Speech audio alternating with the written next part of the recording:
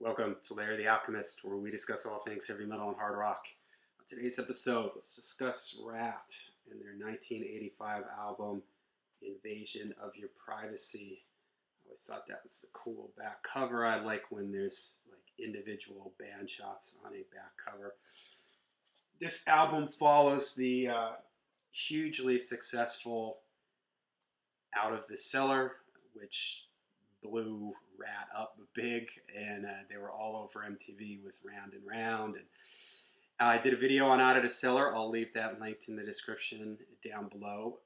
And there is no sophomore slump here on Invasion of Your Privacy. I think that this is a really, really strong record. In fact, if someone said to me that they like this better than Out of the Cellar, I really wouldn't argue with them.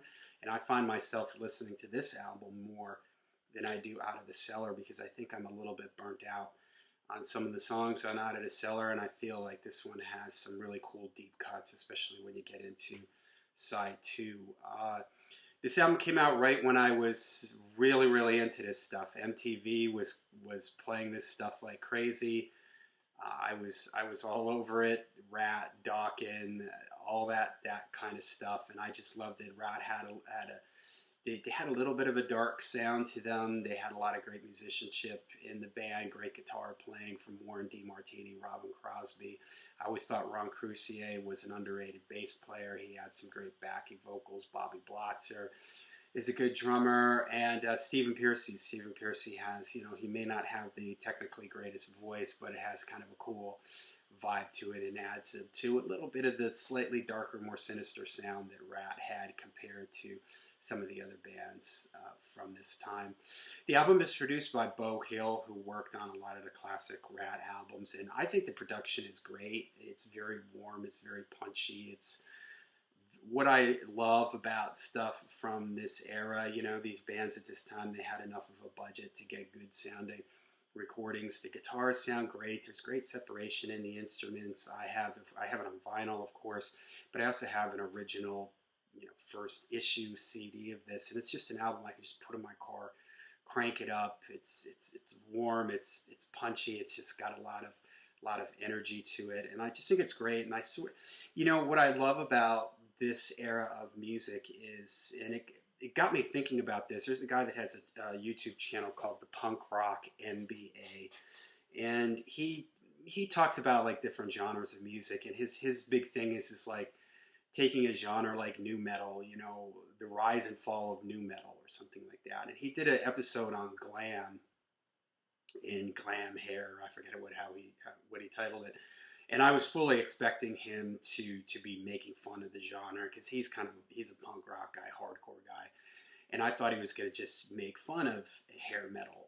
And so watching it though, he brought up a really good point where he talked about how this was a great era for musicians and musicianship because you had this sort of high level of playing, but they were still very focused on the songwriting. It didn't turn into like guys just playing really long guitar solos and stuff like that. They were really good songs, but they still had interesting playing. They had good singing and harmonies and guitar solos and interesting little riffs. And that's all over this record, and Ratt in general. There's only one song on here that clocks in over 3 minutes. Most stuff is like 3 minutes and 30 seconds, but there's a lot of interesting things happening, like the interplay between Warren DeMartini and Robin Crosby. I mean, put on a pair of headphones, and they very rarely just play the exact same riff. They're always sort of playing off of each other or doing little variations on the riff. They'll play together real briefly, and then they sort of split off and do something different. And I think that is just super cool. I love that. It reminds me of Guns N' Roses, the guitar interplay in that band. They were sort of playing different things. I think that that's Rolling Stones influence. The Rolling Stones always had Ronnie Wood and Keith Richards, they would sort of play the same thing, but then they'd play different. They move away from each other, come back, and you hear that all over this record. And I just love the guitar sounds on this album and the way they interplay with them. The guitars have a nice sort of mid-rangey but warm sound. Too many modern metal recordings for me. The guitars are really like bass heavy, and they're trying to make the guitars heavy which just makes it really muddy, and then you can't hear the bass. And here you can hear the bass and the drums right in the middle here, and the guitars with the nice separation. And there's just a lot of great songs on this album. I mean, "You're in Love," maybe one of my favorite Ratt songs. I was kind of surprised as I was looking at the writing credits here that that's written by Ron Crucier and Stephen Pearcy.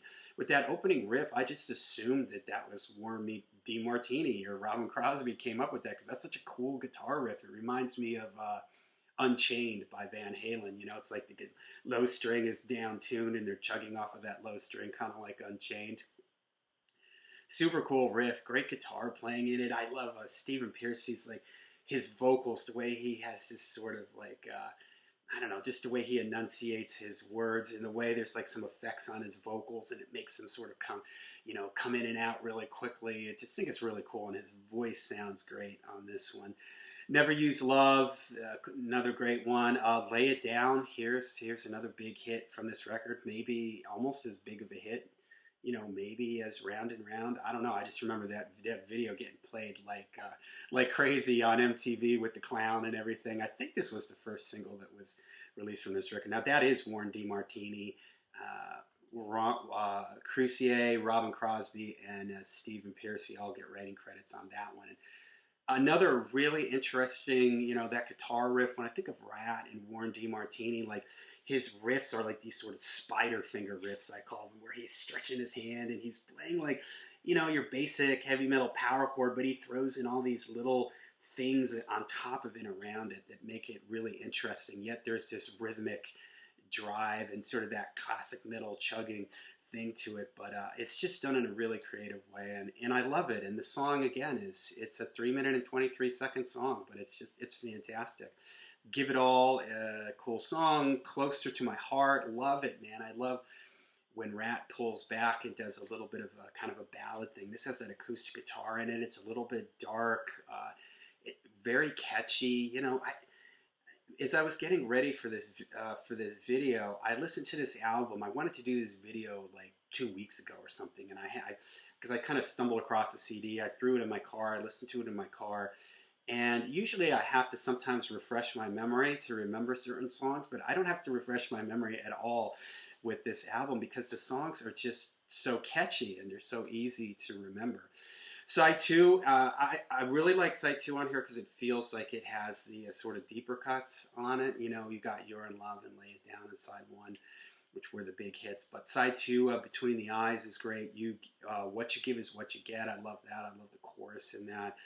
"Got Me on the Line," I love the little intro there. "Hello," you know, and then the guitar kicks right in. "You Should Know By Now," that's a fantastic chorus, man. I mean, just so catchy. How can you not have that, you know, ringing in your ears? And the same thing with Dangerous But Worth the Risk.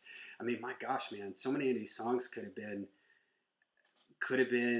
singles. You know, "You Should Know By Now," "Dangerous But Worth the Risk," "Closer to My Heart," "Give It All." I mean, practically every song on this album could have been a single. It could have been successful, and it just shows you, like, you know, what great songwriters there were and how they were just really, you know, right in his zone here. And I've said this before, that I really feel Ratt is one of the more consistent, maybe most consistent, of these glam LA bands from that era. They just put out a string of really, really great albums.